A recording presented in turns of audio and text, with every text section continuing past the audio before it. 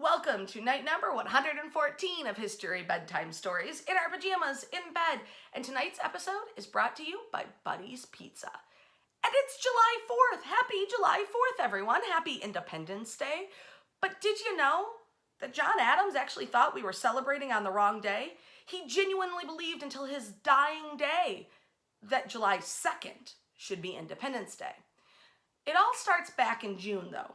On June 7th, the Continental Congress met in Pennsylvania State House, which later becomes known as Independence Hall in Philadelphia. They hear the Virginia delegate, a man named Richard Henry Lee, introduce a motion calling for the colony's independence from Britain, that we no longer wanted to be a colony of the British Empire. The debate is heated. Congressmen, representatives to the Continental Congress are yelling and screaming and nobody can agree, and they decide to postpone a vote on Lee's proposal. This postponement appoints a 5-man committee, and they are supposed to study, decide, and present in a month. That committee included Thomas Jefferson, John Adams, Roger Sherman, Benjamin Franklin, Robert Livingstone. And as all of these guys come together to sort of give their justification for why America should break with Great Britain, they come back together on July 2nd. And on July 2nd, the Continental Congress voted in favor of Lee's resolution for independence in a near unanimous vote. The only people who didn't vote were the state of New York. They had sort of abstained from voting, but later they agree and vote in the affirmative, and we are succeeding from Britain. The battle for the revolution is now on. Well, the reason July 4th gets all of the press is because on July 4th, the Continental Congress formally adopted the Declaration of Independence. But the vote was on the 2nd. For the rest of his life, John Adams would actually turn down invitations to July 4th celebrations. He's like, I'm not going to that. You guys are doing it on the wrong day. It should be the 2nd when we voted, not the 4th when we signed. A bit ironically, John Adams, along with Thomas Jefferson, both die on July 4th, 1826. 50 years of Independence Days later, they die on the day John Adams says is 2 days late to the celebration.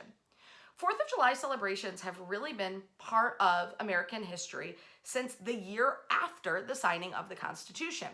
In pre-Revolutionary War days, colonists actually celebrated the King's birthday.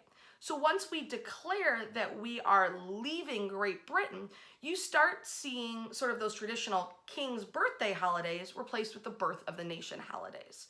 In the summer of 1776, some colonists actually celebrated by having fake funerals for the king.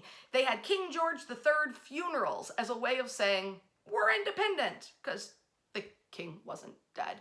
It was celebrating the end of the monarchy in America and a triumph of liberty.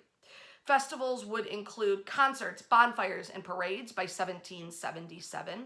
And the first annual commemoration of the independence on July 4th was in 1778.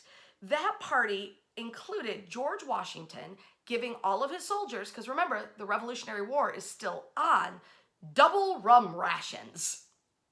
Not a terrible way to celebrate.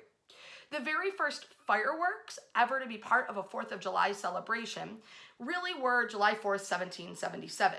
During the first organized celebration of Independence Day, a ship's cannons fired a 13-gun salute. 13 guns for the 13 original colonies.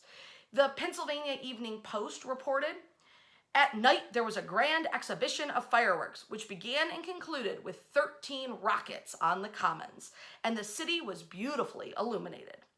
That very same night in Boston, the Sons of Liberty set off fireworks over Boston Harbor. The tradition continues today, and really the tradition became a lot more widespread following the end of the War of 1812.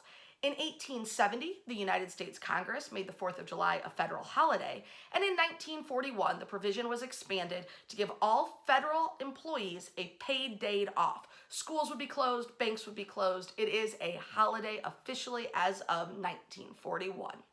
I hope, however you celebrate the 4th of July and Independence Day, you do it safely, you do it socially distanced, and you wash your hands. We'll see you tomorrow night.